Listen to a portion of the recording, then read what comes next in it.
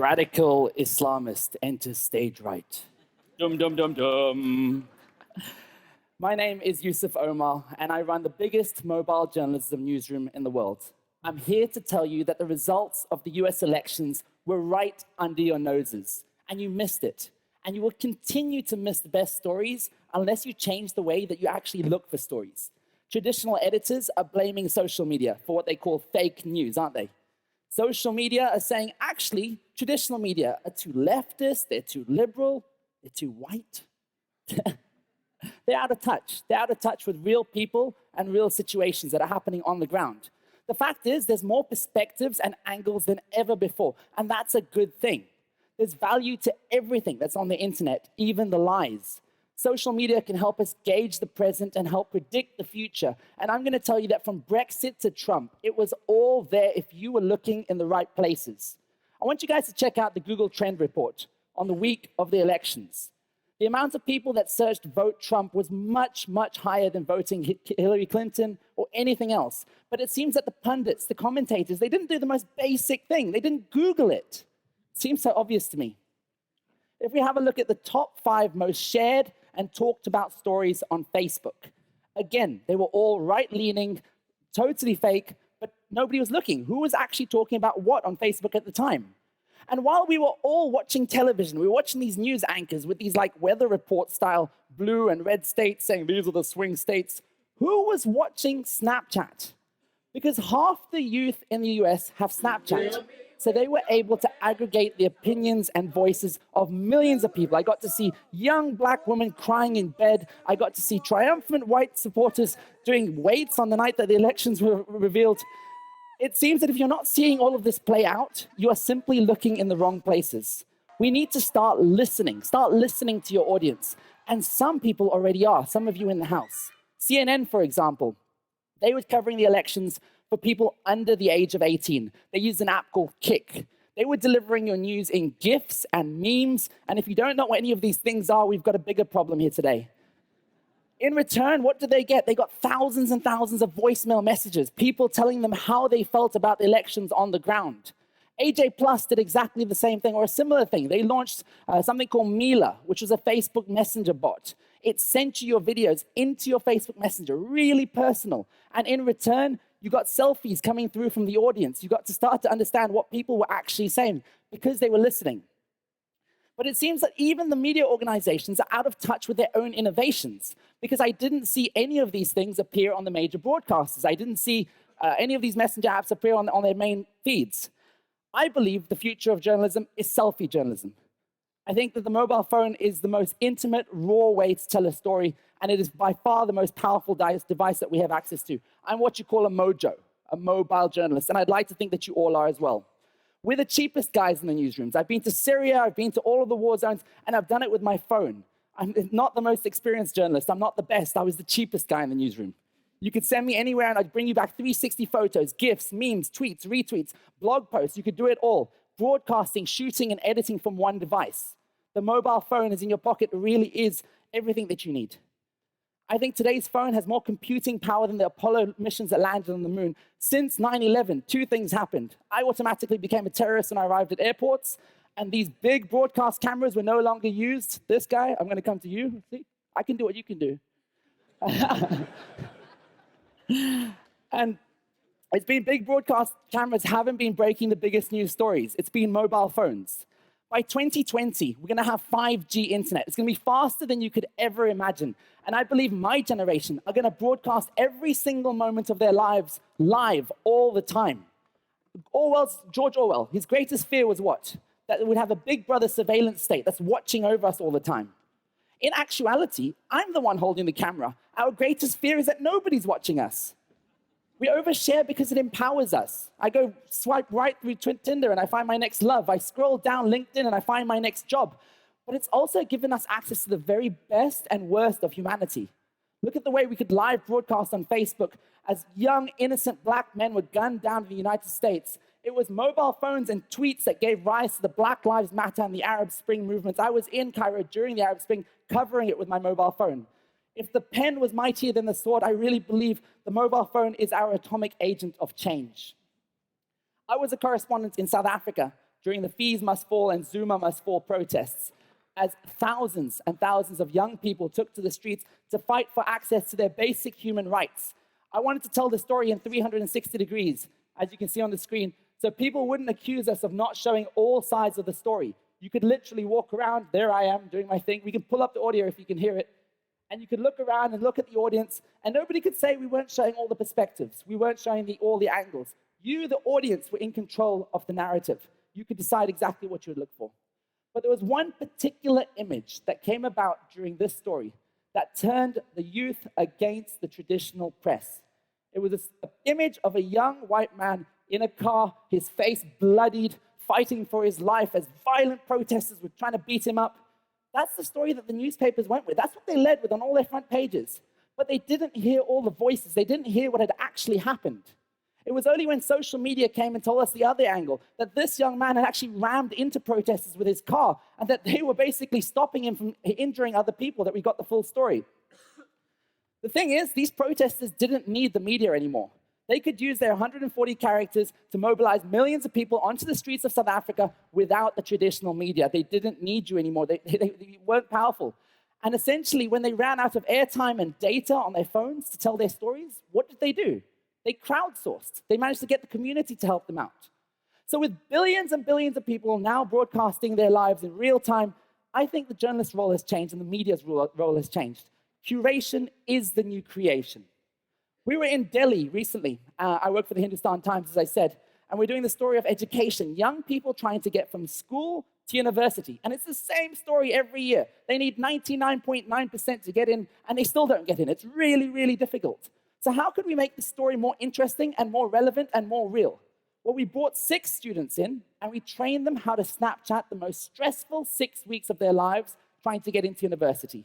And what we ended up with was the most intimate look at their sex lives, at their politics with family, at all these dynamics that you would never tell to a big broadcast camera with a boom mic and a light in your face.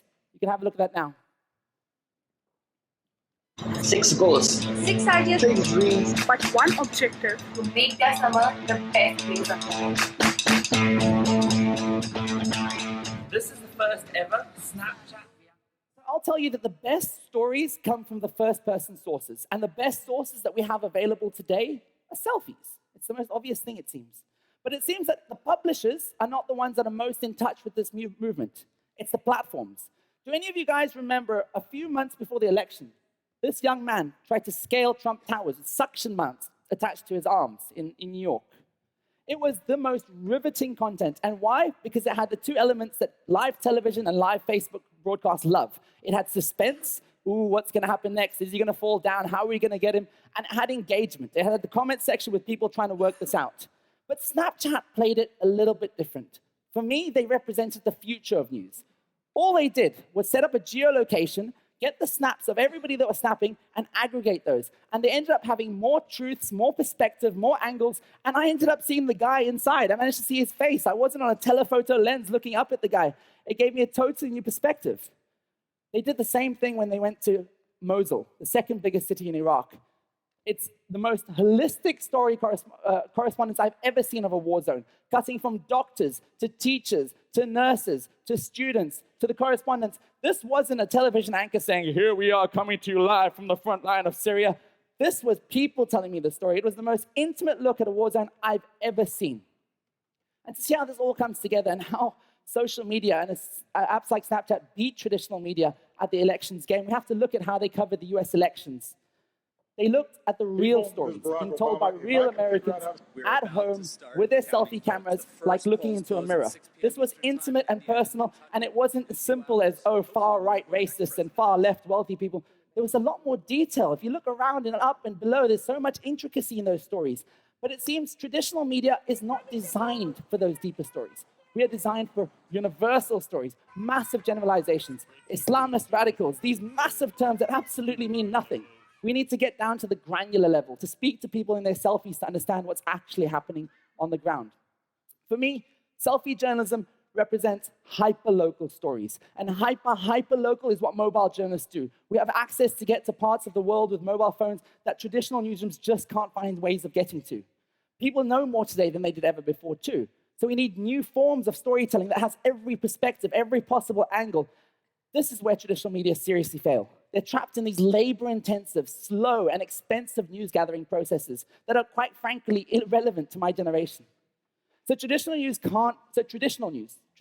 media can't be as intimate at aggregating the selfie cameras as the platforms. And they certainly can't win the breaking news game either.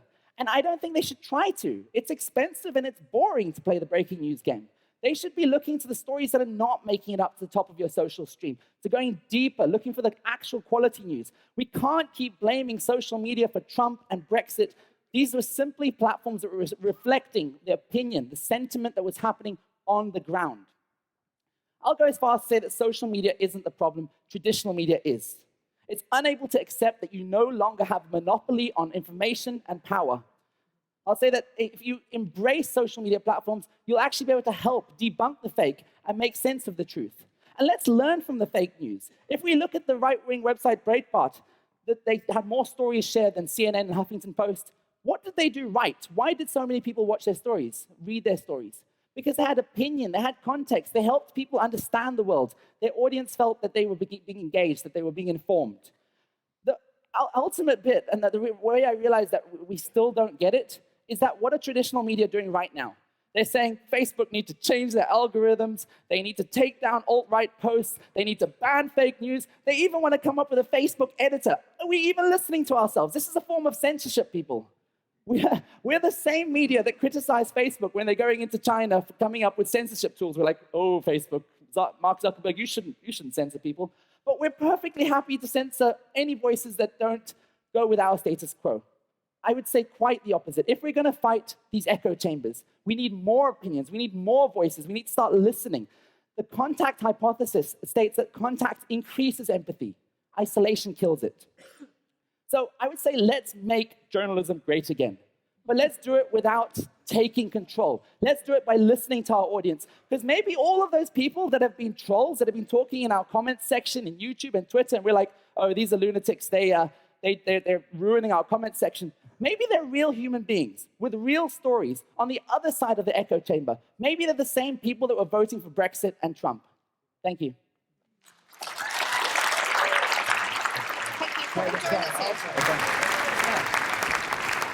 Yusuf, thank you very much indeed. Yusuf, come and take a seat.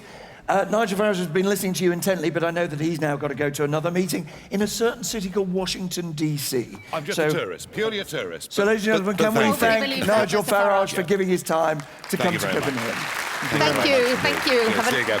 Bye. Bye.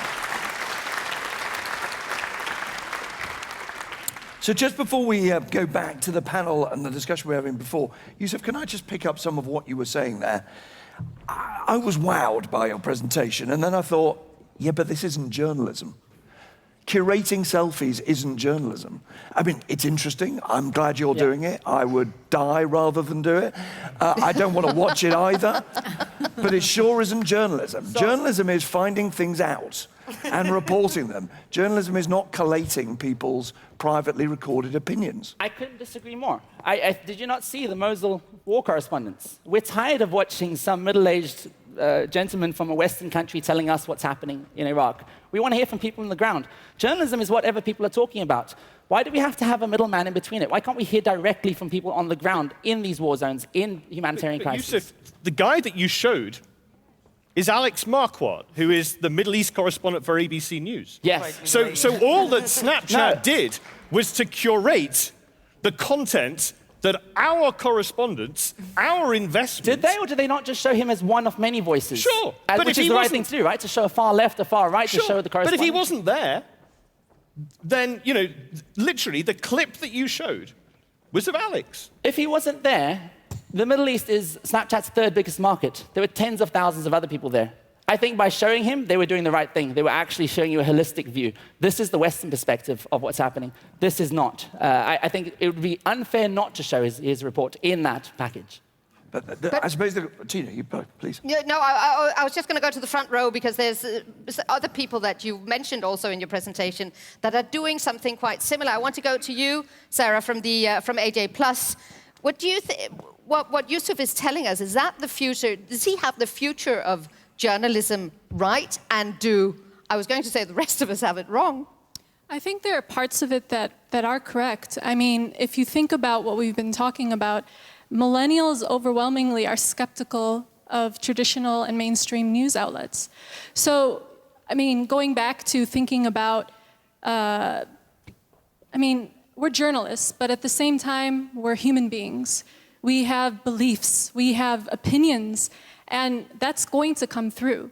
So I think we should be looking at objective news with a little bit of suspicion, as opposed to these voices from the ground that are telling you things that are maybe from a more opinionated perspective.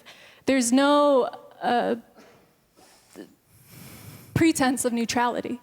And so you're getting these authentic voices, and they're adding to the conversation, and we need to be taking those opinions into account. But of course, what you can't do is assess whether any of it's true or not. I would disagree entirely again on that. I mean, if you look at Snapchat, the ability to add geo-filters, to add all these elements, I think we have to use technology to help us in that respect. If 600 people here tweet that Yusuf Omar is talking right now, then by virtue of that, we can look at how many of them are verified and reach a conclusion on that. So I think there are absolutely steps that we can take to verify whether these selfie journalists are correct. I want to pick up one of the examples that you used about South Africa and fees must fall, and bring in now Mappy Malanga, who's in the front row as well, from ENCA in South Africa.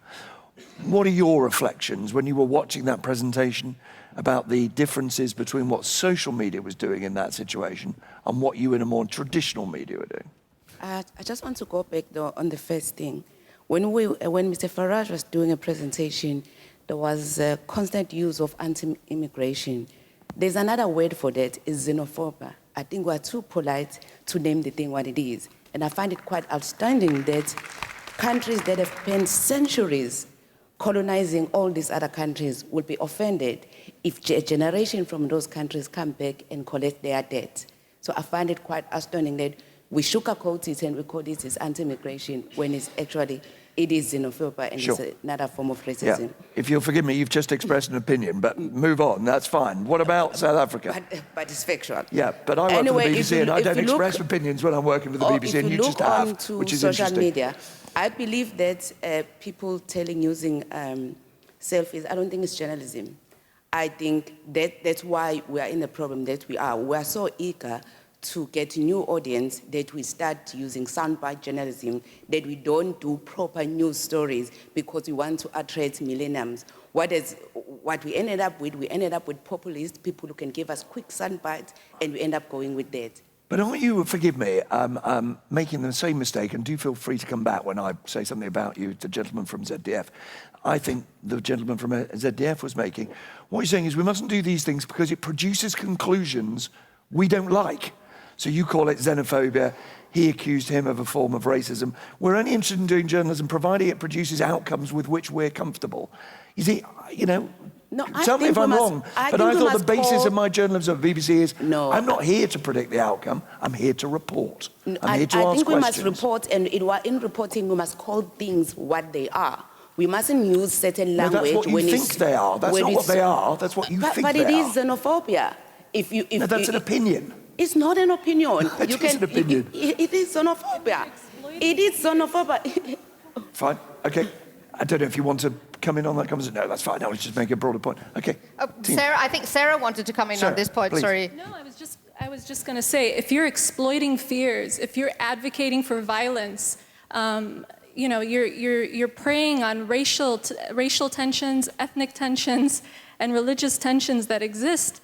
Absolutely. I mean, yes. So do you think that this whole, you know, the fact that many people in our business want to be objective, neutral, not, you know, call out anybody by bad names, is that a wrong choice, actually?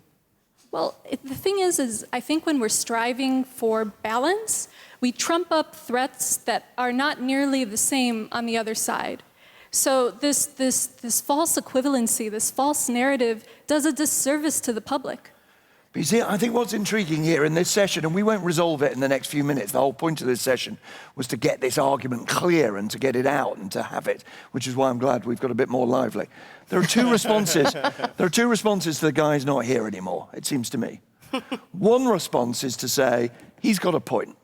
We were less in touch with parts of the electorate than he was. And we need to find ways, in the way that Charlotte was saying they're trying to do in France, to do that. The other response is to say, no, he's a xenophobe.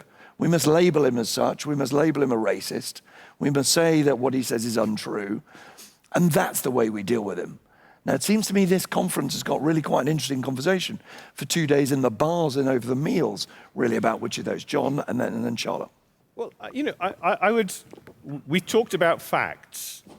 And actually, the facts are clear that in the UK, 51% of the population voted for a position that not a single mainstream political party adopted. And so, the mainstream politicians were out of touch with the public, and I would argue he does have a point that we failed to recognize that. In the United States, actually the majority of people may have voted for Hillary Clinton, but Donald Trump became the president, and you saw Matt Dowd, our chief political strategist, saying, 96% probability that Hillary Clinton, that is a fact, we got it wrong. So, I'm afraid whatever the position you may have on Nigel Farage or Donald Trump, they have a point. We got it wrong, and we have to face up to that.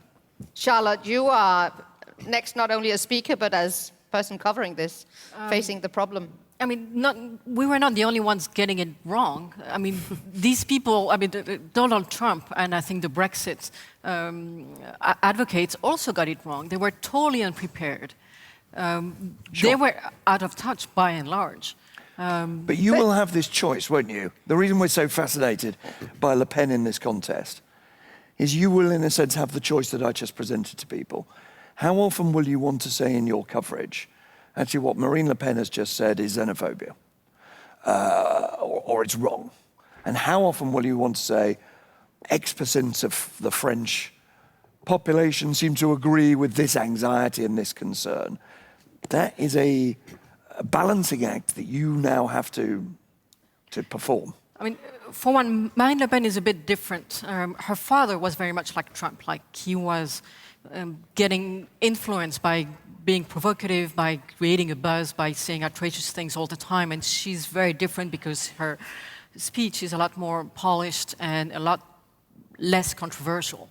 But every time she says something, we have to report it, and then we have to get her back to the fact. You are right. There is a loop between facts and provocation. But when I asked you just before what you would do differently, now we've heard from Yusuf, who suggests that we are out of touch because we just don't, we have the wrong people reporting things in the wrong places, basically, also. Because we're listening to our own voices, yeah. But what you said to me you would do differently is you would be fact-checking more. I mean, is that really it? It's not the end of it all. We also have a social media team. And for example, I remember talking to them during the attacks last November in Paris. Our social media team was looking at everything that was coming out, and so much of it was rubbish. So I agree, social media is not news. Social media can be easily manipulated, and you need to look into it. You want to be present on it to make sure that you do reach an audience that is not interested in traditional news anymore, but you also have to make sure that what's there is right and not just be an echo chamber for...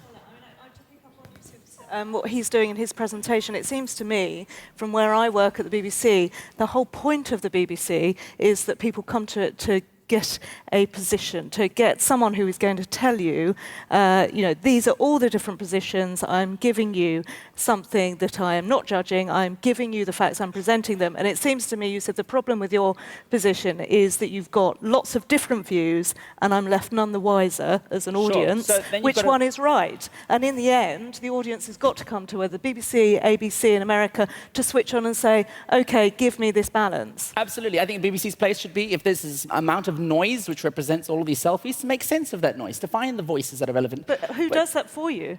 That's the press's job. That's the media's job, to make sense of it all. And I think this idea that social media is easily manipulated, traditional media has been manipulating for years. Why don't we go to a democratization of the media? Wikipedia is not a perfect example, but it's a system that's policed by the community. They determine what is and isn't real, and they work with that. It's exactly the same thing. Let's open it up to public. Let's stop thinking that, oh, we're the only ones that can manipulate the news, nobody else can. Okay, we've got just a couple of minutes left before we need to wind up, and we're going to wind up by hearing from our audiences, incidentally. So that gives you about 20 or 30 seconds each, just to give us a thought, a takeaway thought to go on. Charlotte, you look like you're raring to go, so why don't you? No, I'm not ready to go. Edgy, what would you, because in a sense, I think what's been striking about your contribution is you've been watching this thinking, I've been through this already. Yeah. So what's your, you give and everybody... it's going to drive you all crazy. What's your one sentence of advice then? We're in the post-truth age, and I think we are not only going to have to defend journalism, but we are going to defend the truth as we know it. Wonderful ladies in front made a point, calling the things for what they are. And the balance, keeping the balance, the obsession of keeping balance will be less and less important when it comes to defending our jobs and defending the truth. Okay. Because the ground rules has changed. It's like you're playing a baseball and the guy is targeting the ball at your head, and then you say, this cannot happen. You cannot do that. And then he says, but you fell down, didn't you? Yeah. So one point, John, can we move to you? Just what do you take from this? That a different era requires a different way for us to do our jobs, but that actually the secret may be to double down on journalism and to go out and talk to people and to hold people to account. And I do think that the way through this is for us to go back to basics, and for us to be inquisitive and investigative and just to do our jobs better. Katie? To listen more. I'm struck actually in this room how many of the audience, much of the audience, gasped when Nigel Farage spoke, and you're missing the point. He won the argument. So you need to listen more. How interesting. Well, talking of listening more, we have listened, and I'm enormously grateful for their contribution today, to people who are in the business. We've listened to Nigel Farage. I'm grateful for him making the effort to come here today. And I think it is striking that he came here because he wants us to do our jobs better, not because he came here to tell us that we're all liars and that we were corrupt. But the right place to end this discussion is with the people that Katie, I think, rightly says we've not been listening enough to. Let's listen to the voices of our viewers, our listeners, and our readers.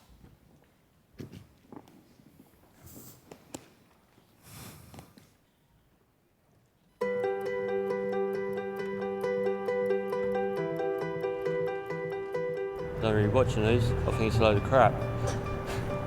Never watch the news, because it's not happening in my house, so it don't matter to me.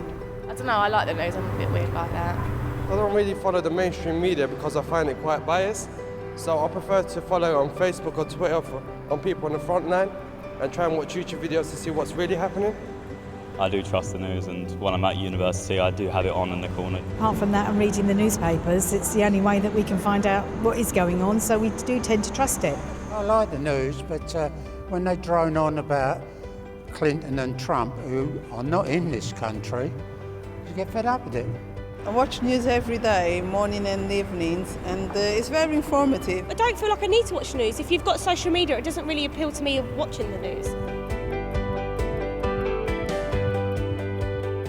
I don't watch TV much. I don't feel the need to.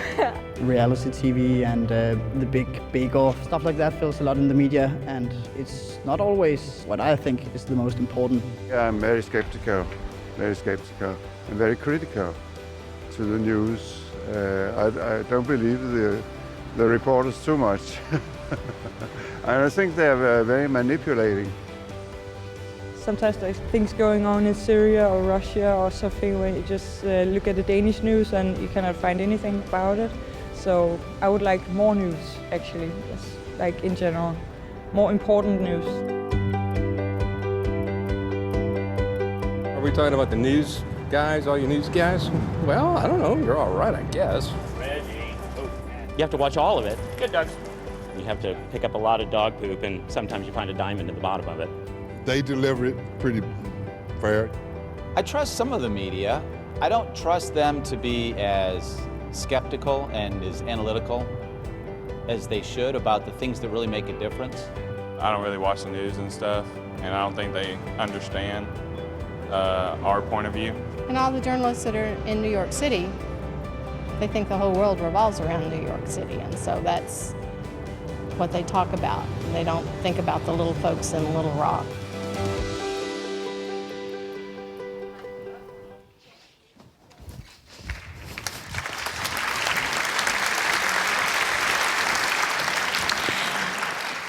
I think this was an absolutely outstanding start to our conversation. Amazing.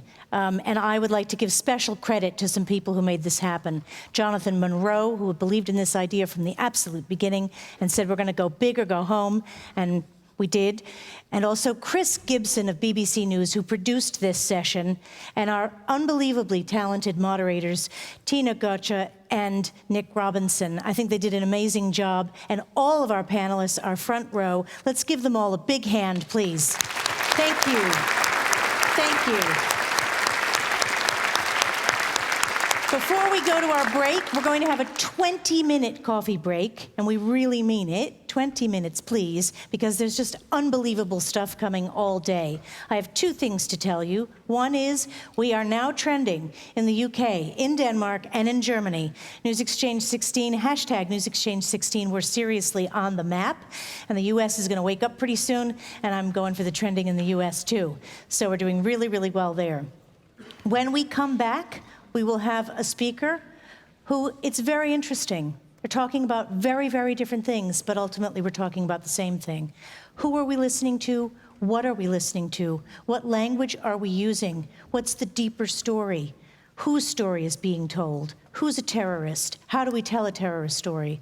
We will come back and we will hear from the incredible Jill Hicks. Jill was the last person to be pulled alive from the London terrorist bombing. She was pulled out of a subway, out of a tube at Russell Square in London, and she will tell us about how to tell a terrorism story. We'll see you in 20 minutes. Thank you again.